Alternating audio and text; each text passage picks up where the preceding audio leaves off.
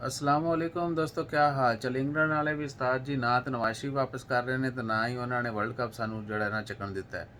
तो खैर, अब उनके साथ जो होगी देखी जाएगी, लेकिन जड़ी साढ़े खिलाड़ियों नाल होनी है असी करनी है। जो जो मीम्स आनी है वो तबाही होगी। बहरहाल टीम जो है बेशक अच्छा नहीं खेली है, जो भी था मैच रेड रूड के जीतिया उन्होंने, बेटा सौखा नहीं जीतिया। ठीक है, तो आपसे कहा था कि दवाई साथ रखा करें ताकि किसी भी नागहानी सूरत हाल में आपको यानी कोई नुकसान ना हो। तो अपना ख्याल रखिएगा और हमारा ख्याल रखने वास्ते लाइक शेयर सब्सक्राइब करते रहे। आज वापस आ जाओ। दो तीन वीडियो पईयां किसी ने देखी है जी, मैच वेखते पे मैच वेखते पे। खाली खाली करो मैच नू, क्रिकेट हमारा खेल है ही नहीं। ठीक है ना, तो वापस आ जाएं और इधर शुक्र मेला लगाते हैं।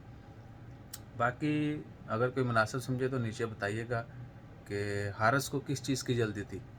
ठीक है ना, कि वो आते ही जो है ना वो छक्के मारने की कोशिश करता है। जज़ाकल्लाह।